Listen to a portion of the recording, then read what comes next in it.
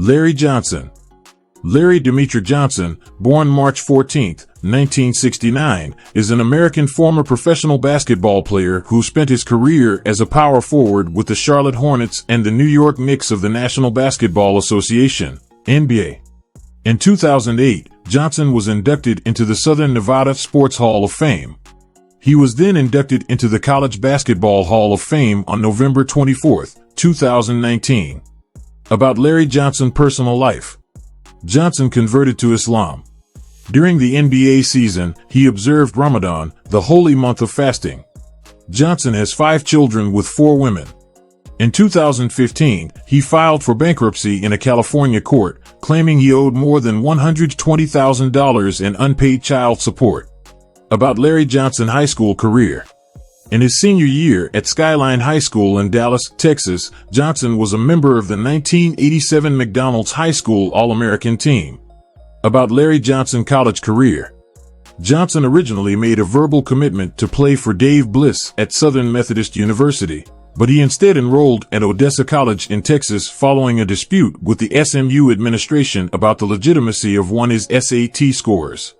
He played the 1987-88 and 1988-89 seasons at Odessa, averaging 22.3 points per game as a freshman and over 29 points per game his sophomore year, becoming the first and, to date, only player ever to win the National Junior College Athletic Association Division I Player of the Year award both years played. There were even some basketball analysts who believed Johnson could have been a first-round selection in the 1989 NBA draft, even a possible NBA lottery selection, if he had declared for early entry. Johnson eventually transferred to the University of Nevada, Las Vegas, UNLV, to play under head coach Jerry Tarkanian. Alongside future NBA players Stacey Augmon and Greg Anthony, Johnson faced the Duke Blue Devils in the title game of the 1990 NCAA Men's Division I basketball tournament. UNLV went on to win the contest by a score of 103-73, with Johnson contributing 22 points and 11 rebounds. The Runnin' Rebels set numerous NCAA records in the tournament, including simultaneous NCAA records for the largest margin of victory and highest score in an NCAA tournament championship game. In a postseason mired by charges of recruiting violations and misconduct by UNLV, an agreement was reached between the university and the NCAA to allow for the defense of their title for the 1990-91 season, which would be followed by a suspension from postseason play the following season. Johnson and the Runnin' Rebels responded with a perfect regular season record of 27-0, with an average scoring margin of 26.7 points per game. This total included a 112-105 victory over the Arkansas Razorbacks, ranked second in the country at the time. In the 1991 NCAA Men's Division I basketball tournament, UNLV won the West Regional Tournament only to be upset by eventual champion Duke in the Final Four. Johnson was named a first-team All-American twice and won the Big West Conference Player of the Year and Tournament Most Valuable Player awards in 1990 and 1991. He also won the prestigious John R. Wooden Award and was named Naismith College Player of the Year in 1991. To this day, Johnson is ranked 12th in career scoring and 7th in rebounding at UNLV despite playing only 2 seasons. He also holds the record for single-season and career field goal percentage. In 2002, Johnson and teammates Augmon and Anthony were inducted into the UNLV Athletic Hall of Fame along with the 1990-91 UNLV men's basketball team. To date, they are the only UNLV team to make back-to-back Final Four appearances. About Larry Johnson's professional career. Johnson was selected first overall in the 1991 NBA draft by the Charlotte Hornets and won the NBA Rookie of the Year award in his first season. He also competed in the 1992 Slam Dunk Contest at the NBA All-Star Weekend in Orlando, finishing second to Cedric Ceballos of the Phoenix Suns. In 1993, Johnson was voted to start in that year's All-Star Game, making him the first Hornet in franchise history to receive that honor. He enjoyed his best statistical season with averages of 22.1 points per game and 10.5 rebounds per game in 82 games, which earned him All-NBA second-team honors. Along with Alonzo Mourning, Muggsy Bogues, and Del Curry, Johnson played with the Hornets at the height of their popularity in the early to mid-1990s. During this time, Johnson, who went by his initialism LJ and the nickname Grandmama because of a popular series of commercials for Converse, who signed Johnson to an endorsement contract following his entry into the NBA, was featured on the cover of the premiere issue of Slam. In October 1993, Johnson signed what was at the time the most lucrative contract in NBA history, a 12-year, $84 million deal with the Hornets.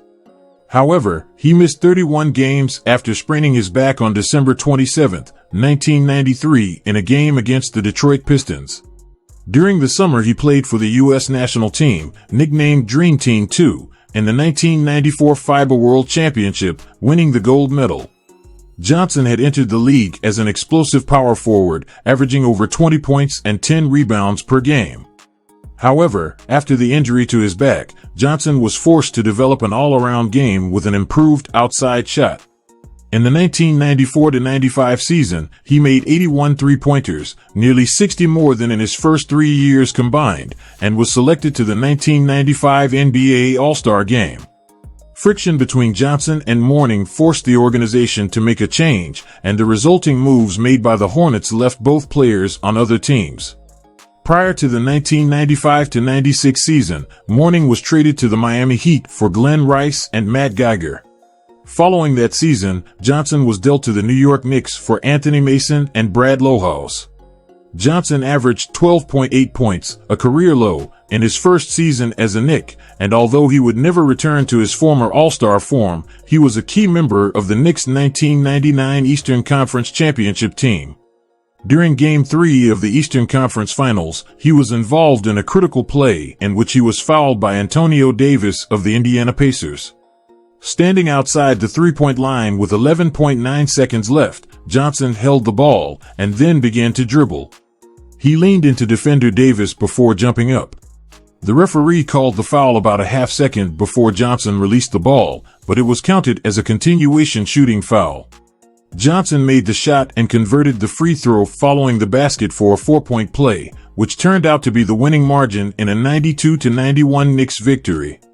During the 1999 NBA Finals, Johnson characterized the Knicks as a band of rebellious slaves.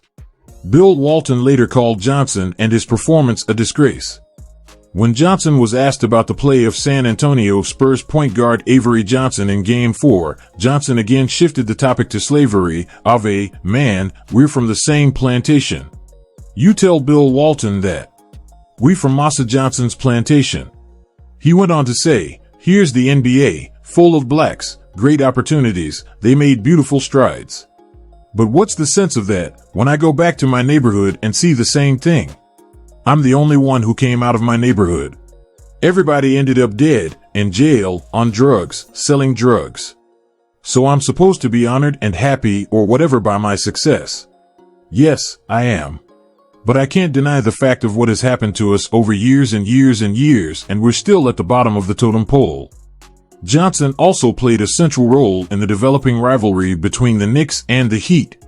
In Game 5 of the 1997 Eastern Conference semifinals, Johnson was one of several players who left the Knicks bench during a brawl involving teammate Charlie Ward and Miami's P.J. Brown.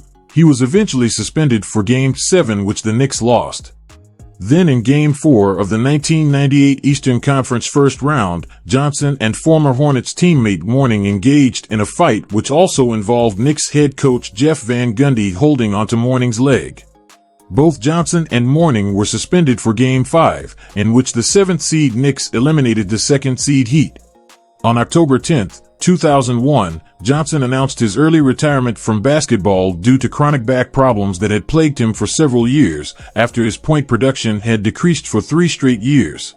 About Larry Johnson philanthropy work. Larry Johnson, the former professional basketball player, has made significant contributions to philanthropy and community service. Johnson's dedication to community betterment led him to become a founding board member of the Sangamon County Community Foundation, now known as the Community Foundation for the Land of Lincoln. At the foundation's 20th anniversary celebration, Johnson received the prestigious Stevens Philanthropy Award. This award, named after Judy Stevens and her husband, attorney Harvey Stevens, recognizes outstanding philanthropic efforts. Johnson's vision and energy played a crucial role in the foundation's growth.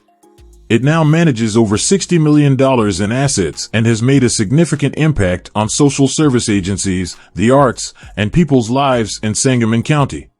Beyond the foundation, Johnson has been actively involved in various local initiatives. As a DeKalb County Commissioner, Johnson initiated DeKalb Walks for the health of it, encouraging residents to improve their health through walking.